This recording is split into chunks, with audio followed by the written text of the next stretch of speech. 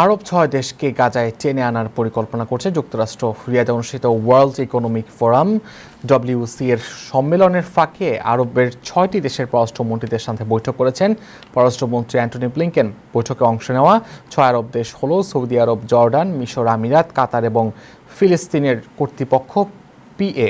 সেখানে যুদ্ধোত্তর গাজা নিয়ে দুটি পর্যায়ের পরিকল্পনা করা হয়েছে। প্রথম পর্যায়ে থাকবে যুদ্ধবিরতির প্রয়োজনীয়তা, ফিলিস্তিনি রাষ্ট্রের আন্তর্জাতিক স্বীকৃতির পূর্বশর্ত অর্জন, গাজা উপত্যকায় ফিলিস্তিনি কর্তৃপক্ষ পিএর প্রত্যাবর্তনে ইসরায়েলের গ্রহণযোগ্যতা, বিনিময়ে হামাসের বন্দিদশা থেকে বন্দীদের মুক্তি করা, এছাড়াও ফিলিস্তিনি বন্দীদের মুক্তি এবং গাজা উপত্যকা পুনর্গঠনের জন্য একটি টেকনোক্র্যাটিক সরকার গঠনের প্রস্তাব রাখা হয়েছে। আর দ্বিতীয় পর্যায়ে একটি শান্তি প্রক্রিয়া শুরু হবে।